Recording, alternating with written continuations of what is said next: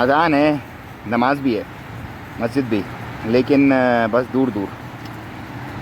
इंशाल्लाह करीब भी आएंगे, क्योंकि फ़इन्ना मअल उसरि युसरा, हर मुश्किल के साथ आसानी है। आज छुट्टी है ओमान में, और वो जो कुवैत के अमीर की डेथ हुई थी कल, अल्लाह ताला उन्हें गरीक रहमत करे। तो बिल्कुल रोड्स रास्ते वगैरह खाली हैं, लोग जो है वो बस घरों में ही हैं।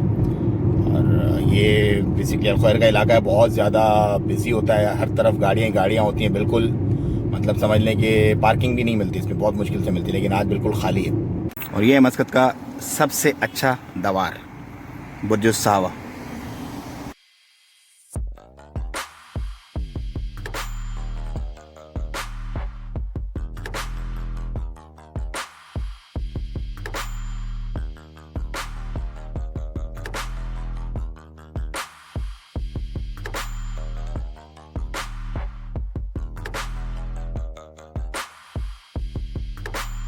इस वक्त आप स्क्रीन पे लाहौर एयरपोर्ट देख रहे हैं, और ये कल रात एक मुसाफिर ने मुझे फुटेजेस भेजी हैं लाहौर एयरपोर्ट पे, जिसकी फ़्लाइट थी। सो ऑपरेशन स्मूथ था, उसने अपना बोर्डिंग वगैरह करवाया, और उसके साथ ही ओमान एयर से उन्होंने कंफर्म किया अपनी मोफक के अप्रूवल के बारे में। तो उन्होंने कंफर्म कर दिया कि ठीक है, मोफक की अप्रूवल आपकी है, और उसके साथ ही उस बंदे ने फिर अपना बोर्डिंग लिया और ट्रैवल कर लिया। रास्ते में सिर्फ एक फॉर्म उनसे फिल करवाया गया, जिसमें उसने डिक्लेयर किया कि मुझे कोरोना वगैरह नहीं है, और इस तरह के कोई मामलात से मेरा कोई लेना देना नहीं है।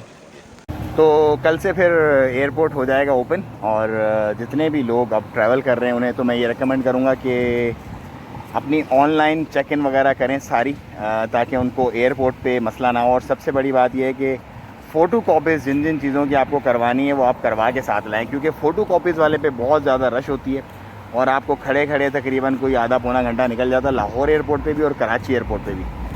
मैं ये बातें आपसे इसलिए करता हूँ क्योंकि बहुत सारे लोग अपने फ़ीडबैक्स मुझे शेयर करते हैं कि सर ये कर दें, ऐसे होता है, ये मसला होता है, वो मसला होता है, तो वो मैं आपको गाइड कर देता हूँ ताकि बहुत सारे लोगों की परेशानियाँ बच जाएँ। तो चेक इन अपना ऑनलाइन करें, डॉक्यूमेंट्स अपने पूरे रखें, और जिसके एनओसी और मतलब कल से उसकी तो ज़रूरत नहीं है बिल्कुल भी, मोफा अप्रूवल की तो, लेकिन जो 6 महीने से ऊपर वाले हैं वो अपने जो सनद सर्विस से उनको अप्रूवल्स वगैरह चाहिए, वो अपने डॉक्यूमेंट साथ लेके आएँ लाजमी।